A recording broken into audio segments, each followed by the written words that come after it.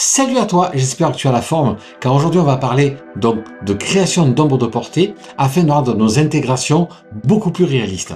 Alors, tu sais sans doute créer des ombres de portée, ça je n'en doute pas une seule seconde, mais ce qu'on va regarder c'est une petite astuce qui va nous permettre de les rendre encore un peu plus réalistes. Si tu as une chose que tu n'auras pas pensé, ou alors si tu découvres vraiment le sujet, eh bien suis scrupuleusement cette vidéo et j'espère qu'elle sera très utile afin de rendre ces intégrations très réalistes. Alors ce tuto ne sera pas très long, alors pas de blabla, du résultat, c'est parti. Alors qu'est-ce que j'entendais par intégration de photos? Là par exemple nous avons un modèle, et ce modèle on va essayer donc de l'intégrer sur un nouveau fond, pas le laisser sur ce fond noir, mais un fond beaucoup plus sympa, beaucoup plus agréable à regarder, qui permettra de faire une photo bien plus originale que ce fond noir.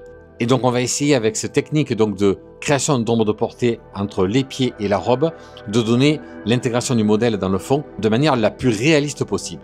Alors pour cela on va commencer à détourer notre modèle. Alors attention, ce n'est pas un tutoriel fait sur comment détourer un modèle, donc j'estime que tu le sais déjà faire, ou si tu ne sais pas déjà faire, tu peux voir dans ma playlist, j'ai de nombreux tutos qui concernent le détourage, donc là il n'y a pas de souci. Alors pour cela on sélectionne notre modèle et on supprime l'arrière-plan. Là, comme tu peux voir, notre modèle apparaît sur notre fond, mais ça manque cruellement de réalisme. On va déjà commencer à désélectionner notre modèle et on va maintenant, pour rendre, je dirais, l'intégration plus agréable, commencer par harmoniser les couleurs entre notre fond et notre modèle. Pour cela, on va aller donc dans Filtre, Filtre neuronal,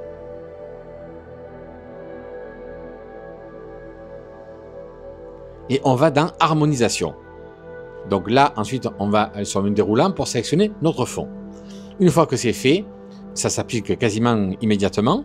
Et là, on ajuste un petit peu l'effet d'harmonisation. On va le mettre quasiment entre 70 et 80%.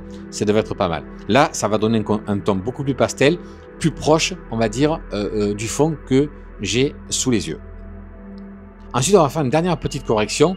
C'est la luminosité de notre modèle. Sa luminosité étant bien trop forte, on va passer sous caméra raw pour rendre un petit peu notre modèle un peu moins lumineuse. Voilà, ça diminue un petit peu la luminosité. Il est haute lumière, ça devrait suffire, c'est parfait.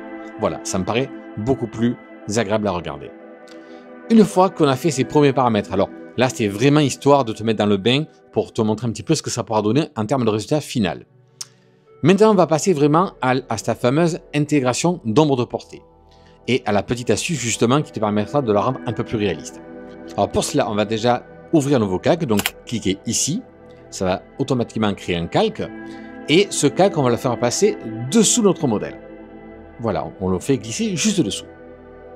On va déjà sélectionner notre petit pinceau qui est juste là et ensuite un clic droit sur la souris et là, regarde bien, c'est l'angle de notre pinceau qu'on va choisir. Et c'est vrai que c'est pas une chose que tu es peut-être au courant, mais on peut même modifier l'angle de notre pinceau. Et grâce au choix de l'angle, je dirais, de notre pinceau, et c'est ça l'astuce, ça va permettre de faire donc une création d'ombre de portée bien plus réaliste et surtout qui va parfaitement, on va dire, s'appuyer par rapport aux perspectives de ton plan.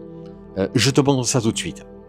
Voilà, on va essayer d'incliner un petit peu notre ombre de portée. Pour être sûr que ça me convienne avant de valider, je place donc mon ombre de portée sous son pied, je vois un petit peu si ça me convient. Bon là, ça me paraît plutôt pas mal. Donc à partir de là, c'est OK, on va pouvoir le tracer. Une première fois, un peu petite, voilà, on reclique une deuxième fois. Pour l'autre pied, hop, on fait la même chose. On corrigera après avec la gomme tout à l'heure l'excédent qui sort sur le haut du pied. Voilà. Hop, on prend la gomme, voilà, et hop, on gomme directement ce qui nous dérange un peu. Ça me paraît pas mal. Maintenant, on va diminuer, juste ici, on va diminuer l'opacité de l'ombre de portée. Et comme tu peux te rendre compte, entre l'épaisseur et l'angle de l'ombre de portée, eh bien, tu vois, on a quelque chose de plutôt super réaliste. C'est une astuce toute bête, mais que je trouve qui fait vraiment la différence. Maintenant, on va s'attaquer donc à la robe. Pour ça, on a juste à choisir une ombre de portée un peu plus je dirais grande et avec un angle un petit peu différent. Voilà, on va l'adapter par rapport à ce qu'on voit au niveau de la robe.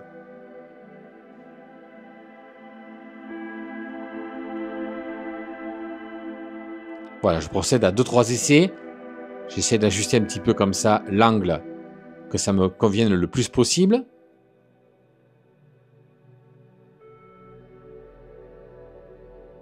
Voilà, on choisit la bonne taille, enfin la taille qui est la plus cohérente. Allez, c'est parfait, on y va. Ben, ça crée donc une jolie petite ombre de portée de la robe. Alors maintenant, je te fais un petit peu avant-après. Regarde comme c'est tout de suite bien plus réaliste au niveau de ton intégration. Avec un petit peu de correction colorimétrique et surtout d'avoir choisi un bon angle, je dirais, pour ton ombre de portée et bien sûr la bonne taille, mais tu as quelque chose de vraiment très très intéressant au final. Allez, histoire de rendre la photo un peu plus réaliste encore, on va rajouter un brin de flou sur notre photo, un brin pour éviter qu'elle soit trop sharp. Donc comme ça, notre modèle, on va casser un petit peu ces lignes. Voilà, alors je ne sais pas si tu le verras avec la compression vidéo via YouTube, mais en mettant une faible, on va dire, dose de flou, on arrive à quelque chose de plus sympa. Ce tuto est enfin terminé, j'espère que ça t'aidera à créer des ombres de portée de manière plus réaliste.